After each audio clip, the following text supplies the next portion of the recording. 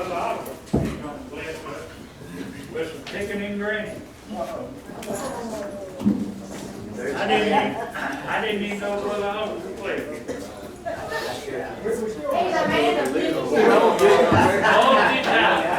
Don't blow my wagon too much. There you go, brother. Now I can get right. All right. I'll do it.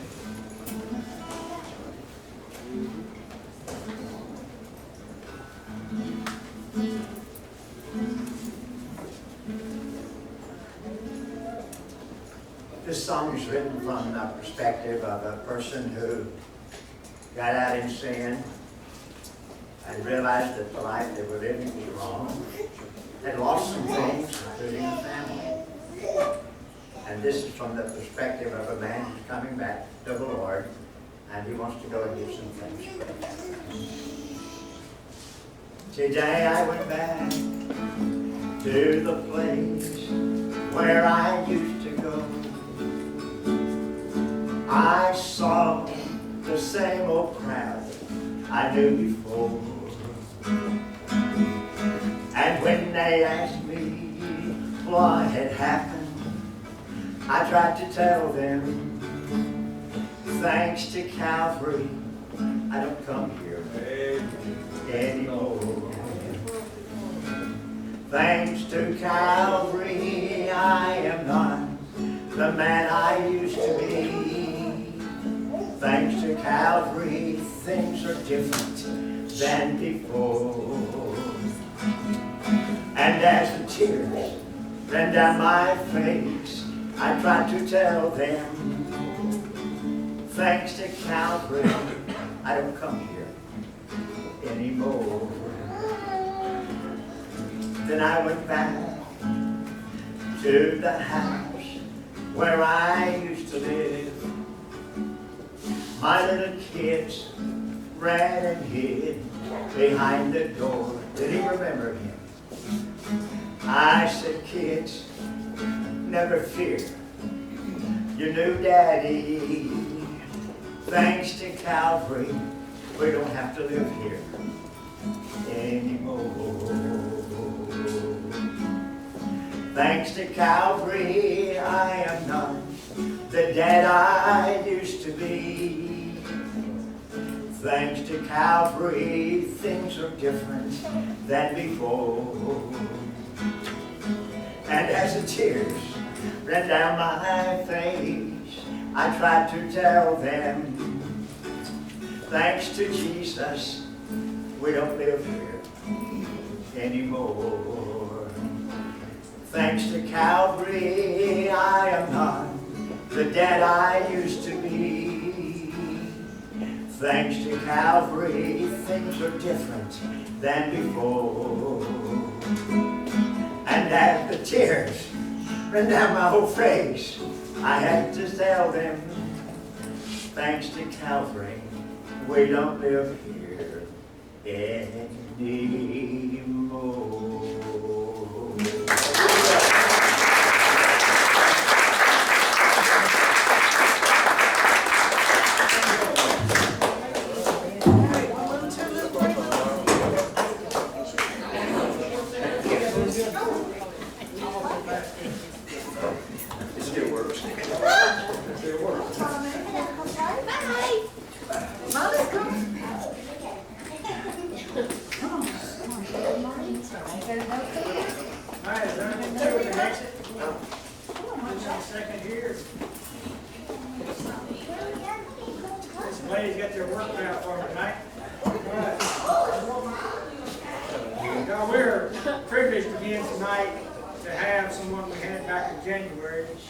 Kissel.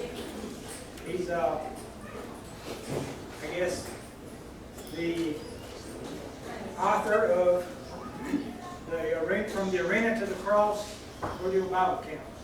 And he travels across the United States, putting on these camps for kids and adults. And like I say, we're privileged tonight to have him in the area again. And he's working for the Cowboy Church tonight, and some other churches in the area. So, without further ado, Joe Kissel.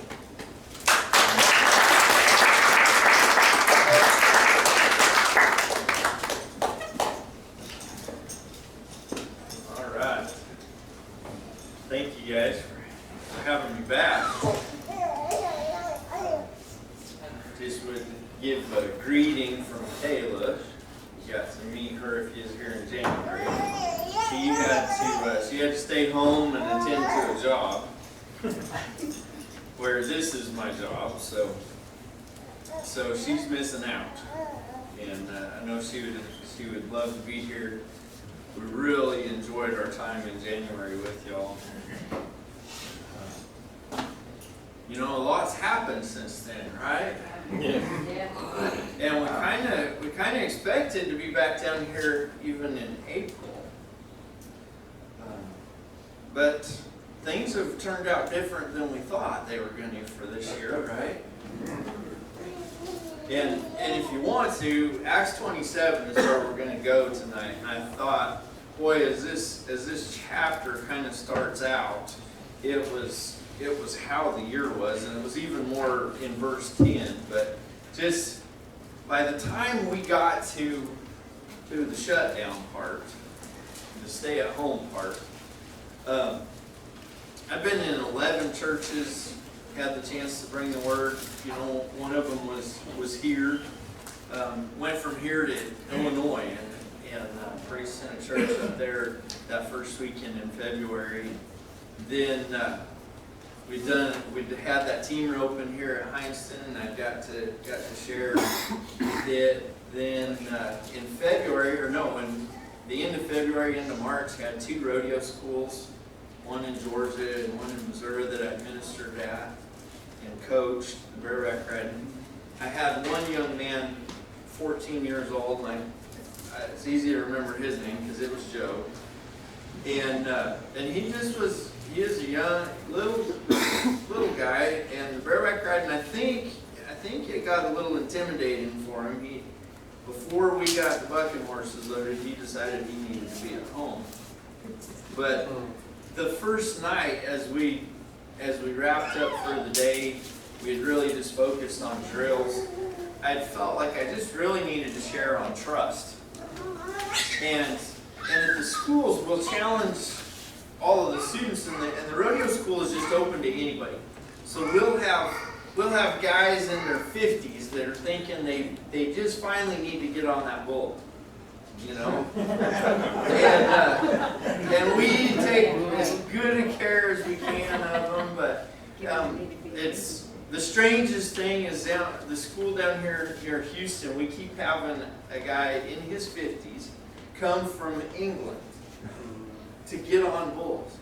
And he's been doing it like 4 years now or something. He'll come to this school and he'll get on. And of course our lead, Lyle Sankey, he gets frustrated. He's like, this guy can't remember hardly any of the coaching. And of course, I think he's been a special education teacher there, you know, for 30 plus years, whatever. And it's like, I don't know about you guys, but if you just went to get on a bull once a year, maybe even 2 different times, I'm sure you would forget a bunch of the basics, you know. So we ought to cut him some slack. But and he keeps coming back. This is amazing. And we just keep sharing Jesus with him. I haven't felt like I've seen a response from him yet, but it's one of those guys that we're planting seeds there. And so I share on trust, and we'll talk to him at the start of the school. It's not a Christ-focused school. It's a rodeo school. It's a rough stock school. So they're not necessarily coming. They're not coming to hear about Jesus and to grow in their faith, but we're going to use our platform and say, look, this is going to be important to you somewhere. And we talk about trust, and we say you need to trust 3 things. You need to trust your equipment. And we'll go through their rigging or their rope, and we'll make sure they've got good equipment. And they're like, you've signed up to come to this school. You need to trust the coaches. And then we'll tell them, and you need to trust yourself. We're going to do the best we can to not put them on something that's really going to eliminate them. We want them to have a good experience, you know. And so it's like we're going to try to give them something that they can handle the situation. And just like Katie over here that's trying to take a nap on me, we were trying to match her up today with her roping skills and something that she could have a chance of success on. It's okay. You've worked hard on it. So. But You know, so we tell them you got to trust yourselves, and that was part of what I was telling her today, even because this team roping, there's some different things about it, and she told me, you know, she heard all these stories of people that had lost a finger or lost a thumb in a dally, and I tell you, one time I managed to dally my whole hand. So you know, and I still have it.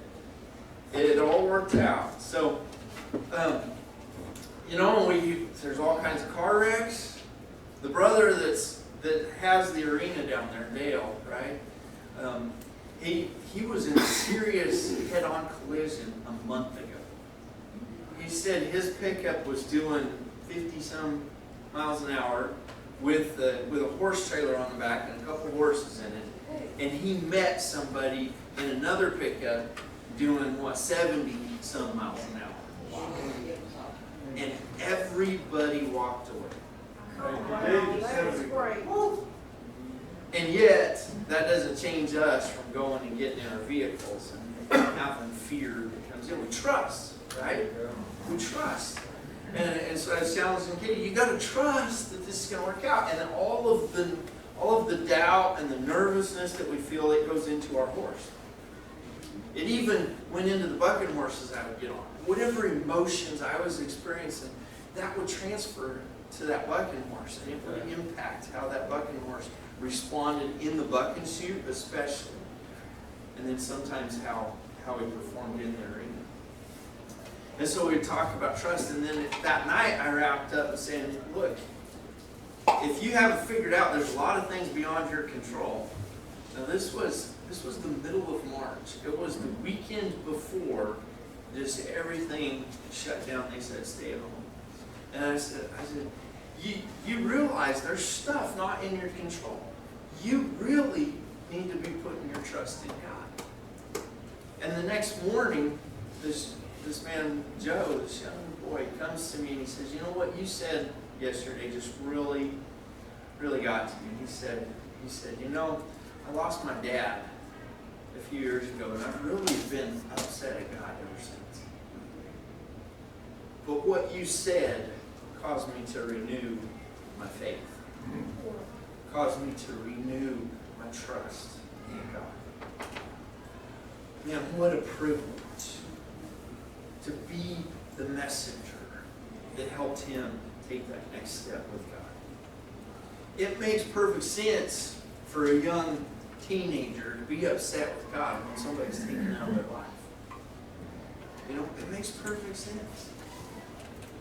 Even our roping instructor told us today how part of his story that his firstborn son, they told him, look, you're going to have this surgery on him, which means he will just barely exist for his life, or you better just say goodbye to him. And he said, there's no way we're doing the surgery. And it sounded like for 10 days, his son held on to life.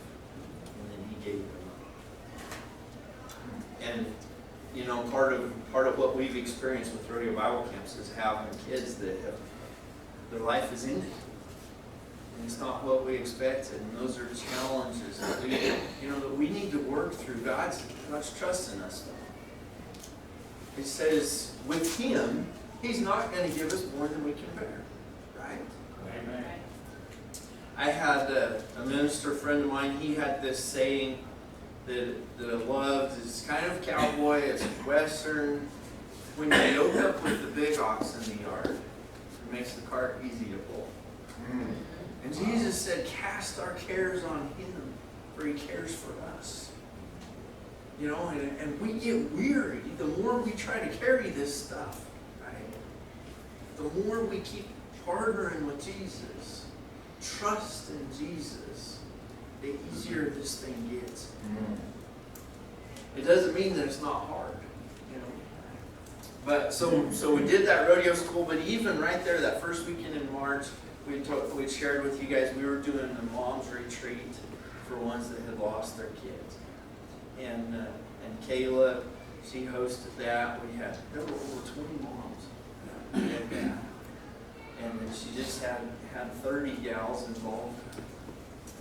it was a pretty precious time. Now the risk was that our daughter Bailey came, and she was due on March 13th. So this was February 28th, 29th, and March 1st. And God has this way of doing things, you know. Kayla kept crossing her fingers that everything would go off smooth and baby Riot would wait. But March 1st, Bailey woke up and her water broke. And so Kayla and Bailey and all these women, and so many of those that had lost a child, prayed over her as she went to the hospital. What an amazing thing, when God orchestrates this thing. Sometimes you can look at it and say, He has set me up. You know? Yeah. And I'll tell you, this November I'm supposed to turn 50. It's not my fault.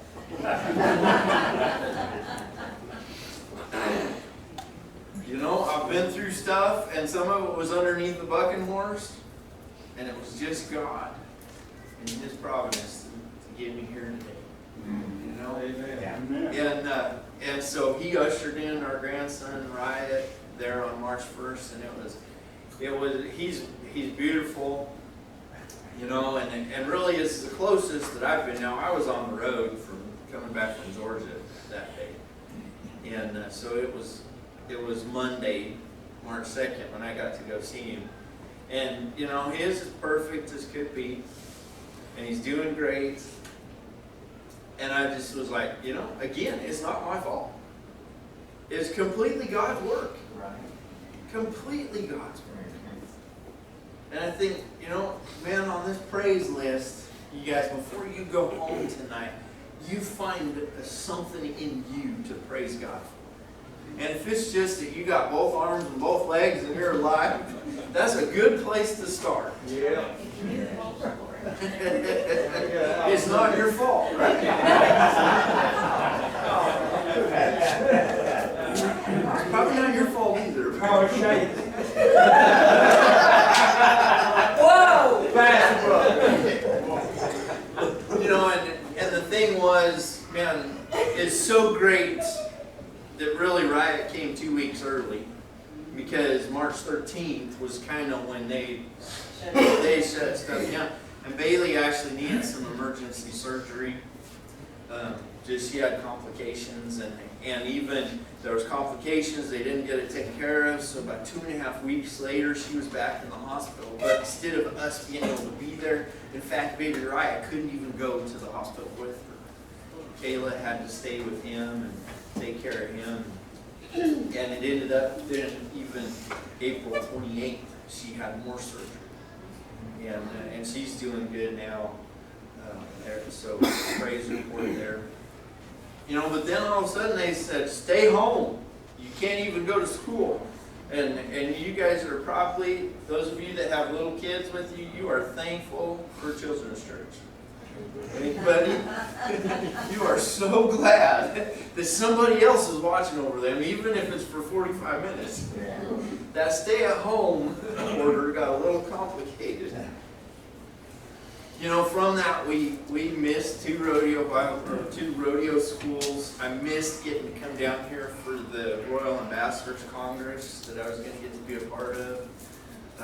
We had more than 4 church services canceled, and we've even had to cross off one of the rodeo Bible camps, the one in Illinois that we were supposed to do. I would have been there this week. This would have been we had started on Sunday night, so we've had to change plans. But you know, we trust God. He knows what He's doing. And even what the enemy means for evil, God will use it for good. It's in the book. It's in the Word. So we trust Him.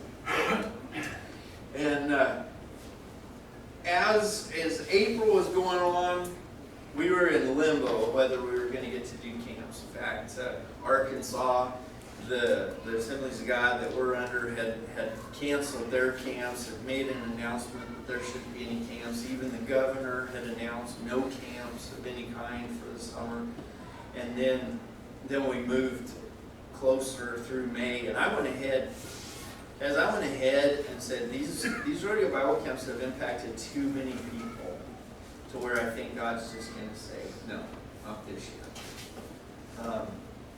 So even March 1st, March 2nd, when I was in the hospital, some boy named Chase in Huntsville, Arkansas, had went to the Hart's grocery store and on a piece of notebook paper put up their work wanted, farm work or any kind of work after school. Here's my contact information. And he said, it's for rodeo camp. And it wasn't very long, and somebody was sending me a picture of it and saying, can we help him? And it made it on Facebook, and then this page, Bronc Riding Nation, picked it up and shared it across their page. And at the one point, while I was sitting in the hospital looking, there were over 200 comments to that. And we're like, he has to be talking about our camp. Our camp at Berryville is not even 30 minutes away. It's like, well, we don't know who he is. And yet, he was trying to come to our rodeo Bible camp. And all these people were wanting to help him. There were 3 different places that I know. There were donations sent to us, and there was donations sent to another camp in Oklahoma, and another one that I think was up in Montana.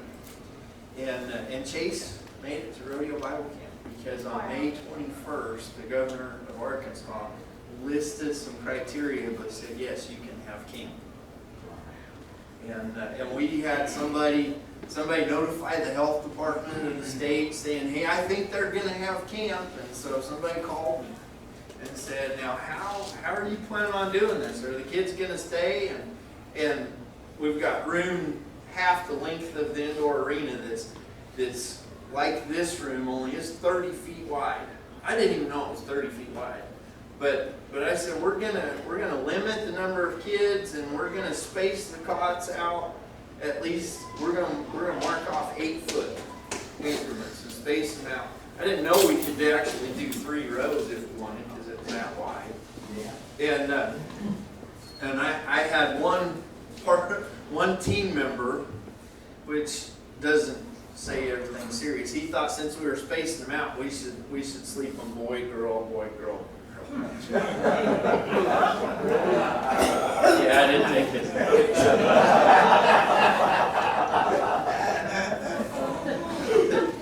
Not a good plan.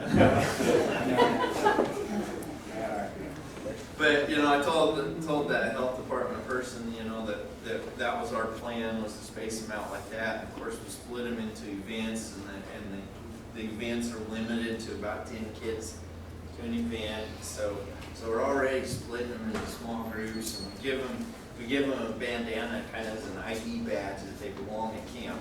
So we're already giving them a mask if they need to wear a mask.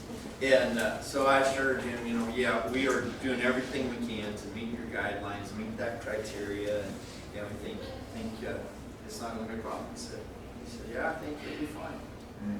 And I said, now we're hoping to do 2 more camps in Arkansas, and those are both coming up. In 2 weeks, we'll be doing one in El Paso, Arkansas, north of Little Rock, and then that first part of August, the 2nd through the 5th, we've got one planned just near Hot Springs. And so everything's looking good for those to happen. The first 2 camps, the Berryville one, we had right at 85 kids, and I had stuff going on, and I wasn't just doing the best job of dotting all the I's, so I forgot to ask them to show hands of those that made decisions. But I know there were at least 20 decisions, re-decisions, if you will, some of those. And we had 15 that we water baptized. Now, it was the first time that we water baptized them after taking the camp photo. So when we take camp photos, we will have them put their camp t-shirt on. And my wife will give a different color t-shirt to each event. Now, we happen to have Jason Taylor come and do our horsemanship, and so she strategically gave him purple t-shirts with yellow bandanas. I don't know if y'all would know of a reason why she would give Cajun that, But so he was feeling right at home, you know, a little bit of purple and gold, right? And the thing was, as I was water baptizing kids, and we're doing it in the arena in front of the bleachers where we've had chapel services, and it's on the back of my Dodge truck, flatbed, and I've got water tank on it, and they step up there and get in the water, and we dunk them, and I'm looking, and I noticed there's like 5 kids wearing the same color t-shirt. And it was this dark green color, and I thought, man, something happened in that event. What event was it? Figured out it was the Shoot Doggers. And one thing that told me, you know, this coach had really helped these boys spiritually as well as with dog and steers. But it was so neat to see this group of them. And there's a carload of them. They've come to about every camp that I'll put on. One of the boys had messaged us in January, already looking for a ride for the camp that was supposed to be in Illinois. And we're like, let's wait till June to figure that out. But we went to the second camp, and it was up near Springfield, Missouri. And again, 85 kids. And this time I got a good show of hands. We had 6 kids that were making a first-time salvation decision. First time that they'd had that experience. And the one girl, Raven, she had never been to church before. And Tuesday night, that chapel time, I felt like I just needed to invite 3 kids to give testimony. And it was just unannounced. And so we're asking these kids to stand up in front of their peers and talk about Jesus. You know, what's God doing in your life? And so one of my girls that's just super faithful, in fact, she ended up presenting Kayla and I buckles as a thank you, her and another girl. And we counted up, she had been to 10 straight camps with us. And she's going to make the next 2, I know, as well. And her friend that was doing the buckle, 8 straight camps. And so the one, she's of course is stepping up to give testimony. And then this other girl, just down a little ways from her, is I'll do it. And I'm like, all right, I need a guy. And it seems like they were a little bit slow, and I had one that I'd kind of warned. And so I'm like, all right, Zane, you're up. And the next thing I know, there's actually 5 kids behind me when I asked for 3. But this girl, Raven, that was the second one, she comes up, and it was, every one of us that wished it was recorded. Because this girl's testimony was, as she was given her testimony, it truly was her salvation moment.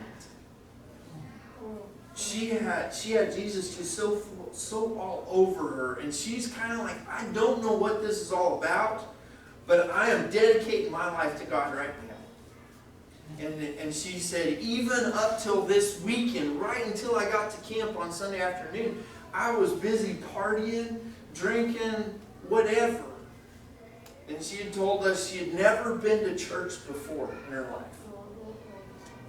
This was her first church experience. And she had said that at one point in her life, she had tried to kill herself. She had taken between 120 and 180 pills. And she said if it would have been the bottle right beside the one she grabbed, she for certain would have been dead in the ambulance, if not before. God set her up. In fact, for her to come to camp, she found out about it because our Go Time instructors offered scholarships on Facebook somehow. I don't know if they had some kind of contest or what, but she was one of the scholarship recipients. Wow.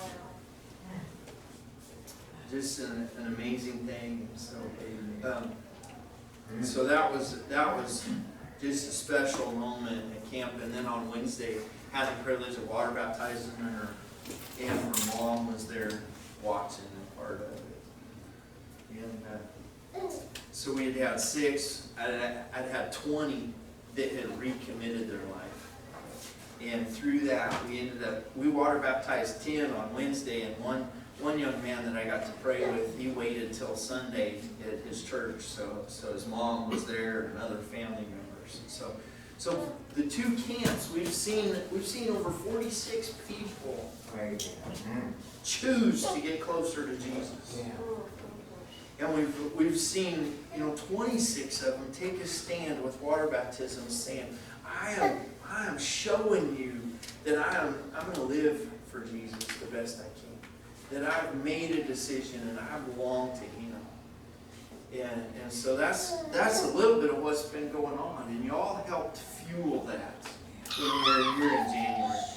When you let me come and share what God means to me, and you guys partnered with us.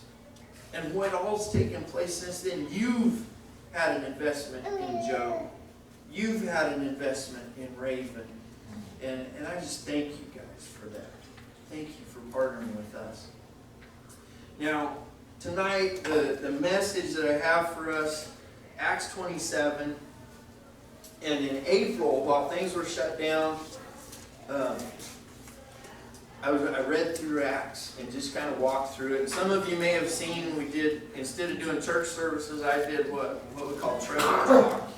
And we did some Facebook Live messages. And we're going back to some of those. But I just enjoyed reading through Acts and letting stuff stand out to me. And I want to start, I guess, at verse 6. And just Paul, he's been a prisoner in Jerusalem. And he's finally appealed to Caesar.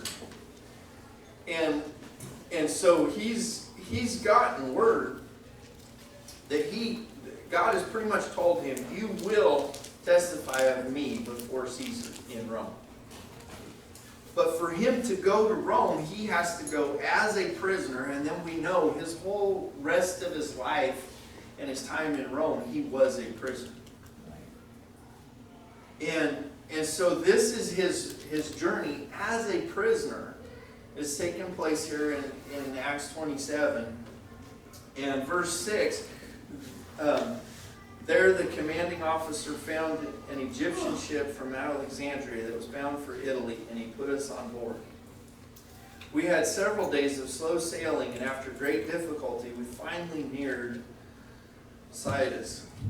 And I don't know that I pronounced it right, but the wind was against us, so we sailed across to Crete and along the sheltered coast of the island past the Cape of Salmon.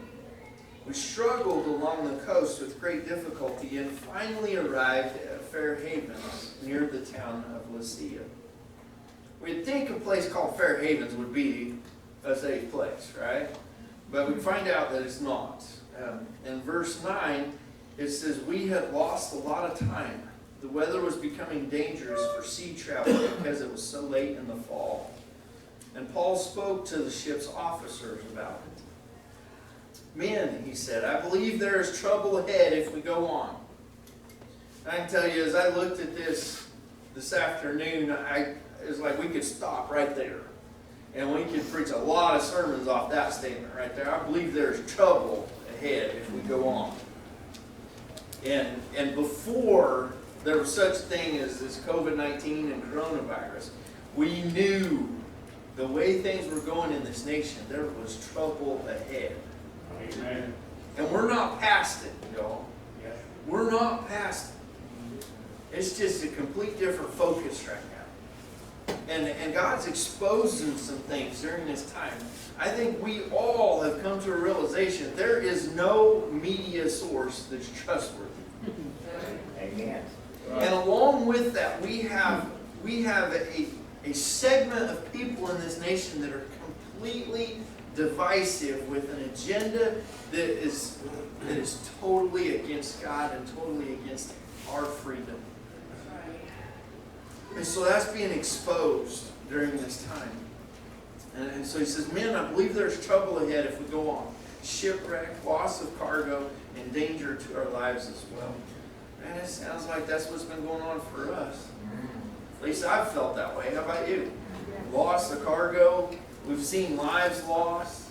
It's been like a shipwreck. We've been stuck on an island called home, right? But the officer in charge of the prisoners listened more to the ship's captain and the owner than to Paul.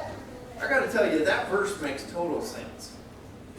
You know, now yes, we know Paul is a man of God, but he's not a sailor.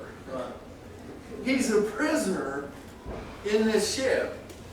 And the captain, you know, and the guys in charge, they really should probably listen more to the captain than to the prisoner.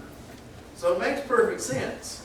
But Paul's trying to warn them. So we continue verse 12. And since Fair Havens was an exposed harbor, a poor place to spend the winter, most of the crew wanted to go on to Phoenix, farther up the coast of Crete, and spend the winter there. Phoenix was a good harbor with only a southwest and northwest exposure. And a poor place to spend the winter. Guys, the place our nation is a poor place to stay. God doesn't want us to stay in this state that we're in. He doesn't want us to stay in this place. And we need to be looking for the ship that's sailing to take us further. I really believe that. The state of affairs that we're living in right now is not where He wants us to be living. Okay? And so we continue verse 13, and this is where I wrote in here, this is 2020. When a light wind began blowing from the south, the sailors thought they could make it. So they pulled up anchor and sailed close to the shore of Crete. 2020 seemed like it was just another year starting. And it was fair weather. It seemed like we were just going on. Right? And then it says in verse 14, but the weather changed abruptly. And a wind of typhoon strength called a northeaster burst across the island and blew us out to sea. The sailors couldn't turn the ship into the wind, so they gave up and let it run before the gale. You know, guys, in so many ways, we've had no choice but to just give up in this deal and just let it push us how it needed to push us. And I'm not saying it's wrong, okay? When they ordered us to close our doors and stay home, that's what we did. That's what we needed to do. And that was this moment of just saying, we have no choice but to let this storm blow us, how it's going to blow us. But that's no reason for us to lose trust in our Lord. Right? And so even while we sit there and we wonder, is it okay to have church? Is it okay to open our doors? How should we minister? Should I even think that camps are still going to happen? I can tell you by the end of March, I went ahead and opened registration for the first camp. But I said, don't send me any money. I don't want the headache of trying to send it back if we don't get to do this, you know. Go ahead and sign up. It's not going to hurt. And this pastor that's hosting us at this Cowboy church in a couple weeks, it all happened kind of fast. I talked to him May 5th or 6th and said, does it look like we'll be able to happen? You okay with it? And he said, yeah, we're still on board. But the thing was, we didn't get to do all the promoting that we normally do. And so he went from that conversation to then last week where we said, camp is full. And he's like, what? How did that happen? Like, kids have been watching Facebook. Some of them got signed up and some of them didn't. And so anyway, suddenly things changed and this storm hit and there was no choice but to just let it push us. Guys, the choice that we do have is, will we use the time to be pushed closer to God? Or will we just sit there twiddling our thumbs, going through motions? I'd heard some motivational speaker, in fact, Zig Ziglar, who said, And I understood him to say that there's never been times so bad that there weren't some that figured out how to prosper and go forward. And times never been so good that there weren't some that figured out how to mess it up and go bankrupt. Right? Guys, there's never been a time so bad that we can't figure out how to get closer to God. Yeah, amen. Right? And there's never been times so good that we weren't just like the Israelites and we learned how to refuse our God and ignore Him and go the other way. And so we go just a little bit further here. They're driven before the wind. The next day, as gale force winds continued to batter the ship, the crew began throwing the cargo overboard. The following day, they even took some of the ship's gear and threw it overboard. The terrible storm raged on for many days, blotting out the sun and the stars, until at last all hope was gone. What a statement. What a sentence. And you think about that. How would you respond if for days and nights you can't see the sun? You can't see the moon or the stars. So and they're not just shut at home, they're on a boat on the Mediterranean Sea somewhere. Pretty easy to understand and grasp how all hope was lost.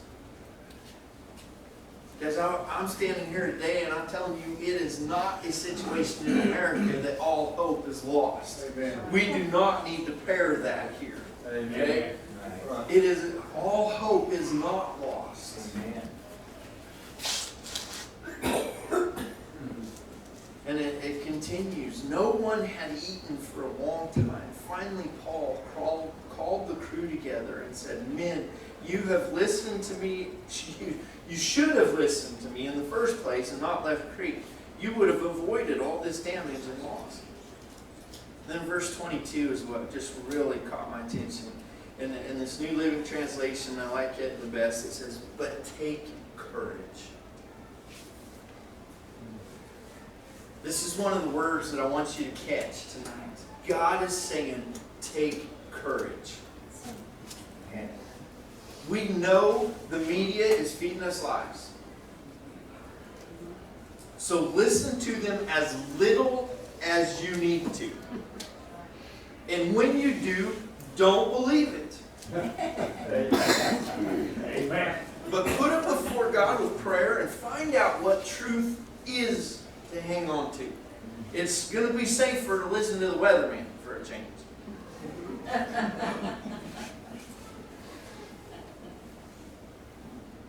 But God says, take courage.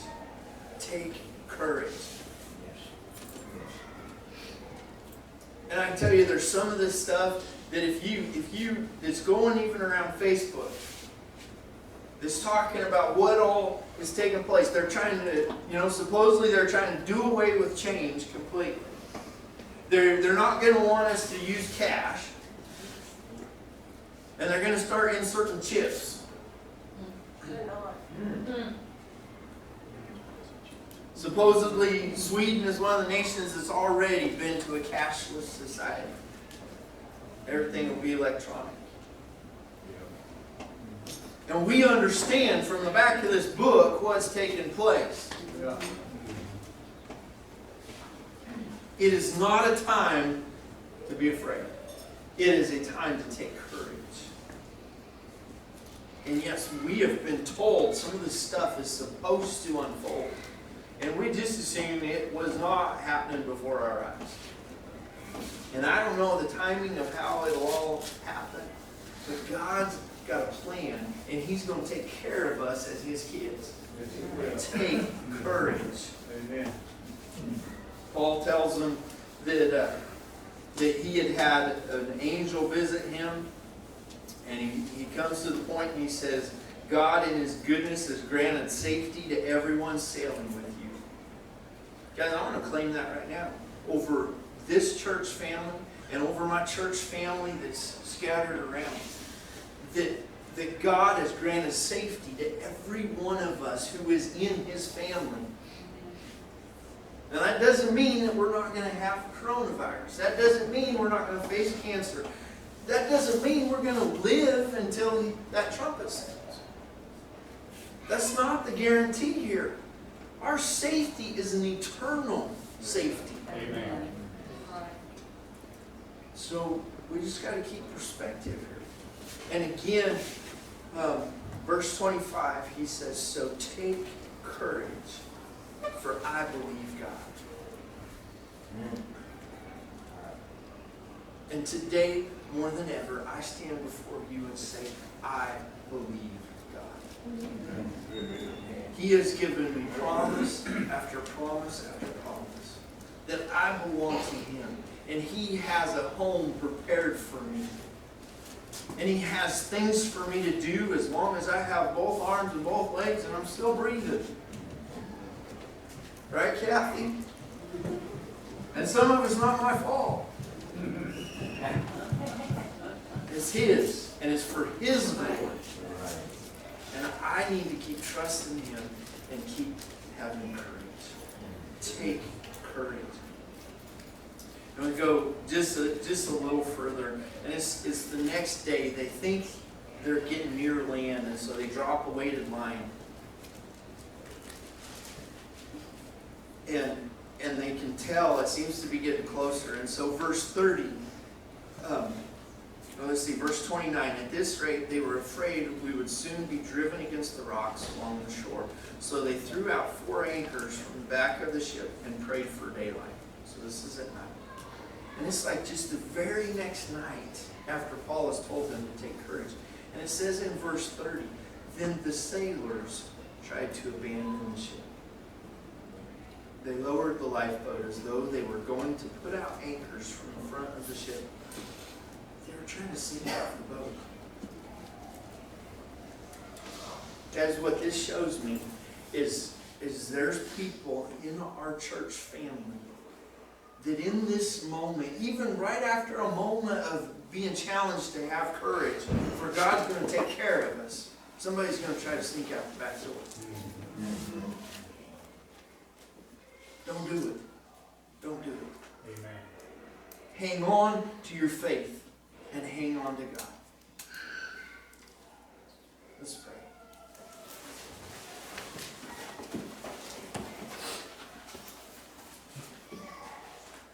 Father, thank you so much for your love, for your tenderness that has taken care of us and brought us here tonight. So many things, God, we have chosen wrong paths. We have looked to the wrong places. And God, at times we find ourselves filled with fear. So we look at this world that we live in. But God, we, your people, are not called to be afraid. You have not given us a spirit of fear, but of power, of love, and a sound mind. Yes. Lord, let us hang on. Take courage and hang on to the faith that you've given us. For you have promised us great and precious and exceeding promises that we can't even measure.